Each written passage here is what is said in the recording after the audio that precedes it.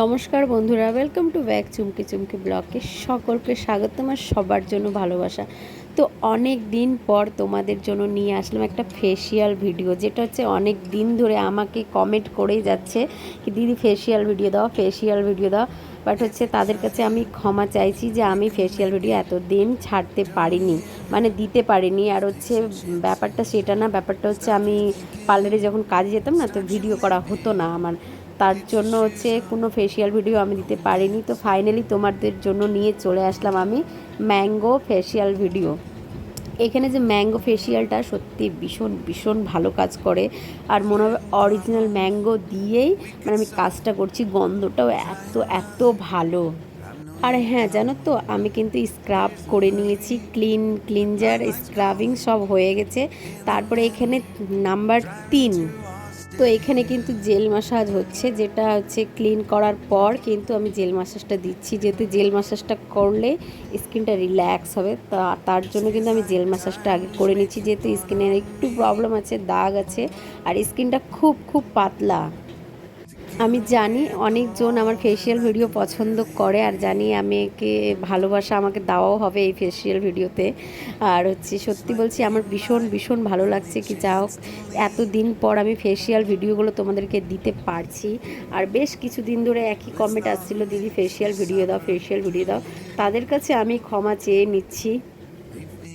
যাই হোক, এখন আমি কাজের কথাগুলো বলি। এখানে হচ্ছে নাম্বার 4 নাম্বার মাসাজ ক্রিম। এখন মাসাজ ক্রিম দিয়ে কিন্তু খুব ভালোভাবে মাসাজ করে নিতে হবে, আর স্টেপ বাই স্টেপ আমি যেইভাবে করে মাসাজগুলো করছি, তোমরা যদি কেউ শিখতে চাও আমার কাছ, তো তোমরা অবশ্যই কিন্তু এই ভিডিওগুলো দেখে শিখতে পারবে। আমি যেইভাবে করে মাসাজ দিচ্ছি সেইভাবে করে তোমাদেরকে কিন্তু মাসাজগুলো দিতে হবে।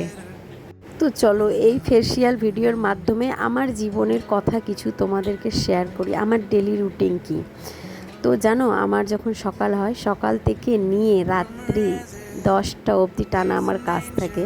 বাড়ির কাজ, প্রথমে বাড়ির যতগুলো সমস্ত কাজ ওগুলো সেরে, তারপরে রান্নাবাড়ি করে, তারপরে স্নান দান করে পুজো পাঠ সেরে, তারপরে আমাকে কিন্তু 11:30টার মধ্যে মানে দোকানে ঢুকে যেতে হয়, বুঝতে পারলো তো।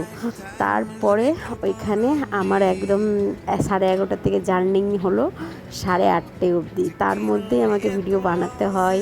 তারপরে বাড়ি এসে রাত্রে যেগুলো সমস্ত কাজ থাকে আবার ওগুলো গুছিয়ে আবার রাত্রে রান্না করে তারপরে কিন্তু আমি রিল্যাক্সভাবে ভিডিও এডিট করতে বসি। জানো তো অনেক কিছুই পরিশ্রম করতে হয়, আর মেয়েদেরকে তো জানো সব কিছু সংসারের কাজ করতেই হবে। যতই তুমি বাইরে কাজ করতে যাও না কেন, আগে নিজের বাড়ি সামলে গুছিয়ে, ছেলে মেয়েকে গুছিয়ে, শাশুড়ি মাকে গুছিয়ে তারপরে কিন্তু বাইরে বেরানো দরকার আমাদের।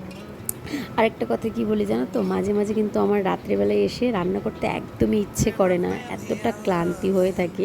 কিন্তু তবুও বস, আমি একটা মাহা, আমি একটা বউ, তো আমাকে রান্না তো করতেই হবে, সে শরীর চলুক চায় না চলুক।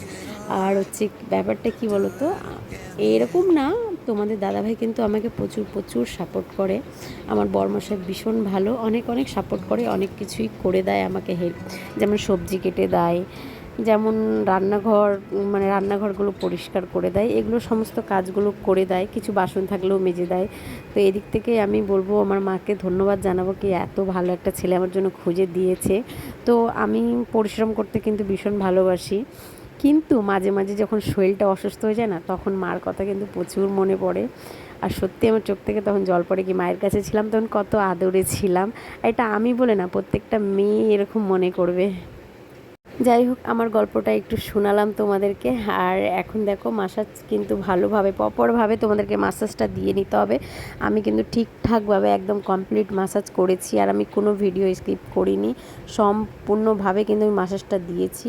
আর তোমরা এভাবে করে এই মাসাজটা দিয়ে নিবে, তারপরে কিন্তু এইখানে কিন্তু মানে টিস্যু দিয়ে মুছবে না, মাসাজ করার পর কিন্তু প্যাকটা লাগিয়ে দিবে। আর মানে এই ফেসিয়ালটা কী বলবো, রেজাল্টটা এত ভালো এসেছিলো, এত গ্লো করেছিল। আর তোমরা কমেন্টে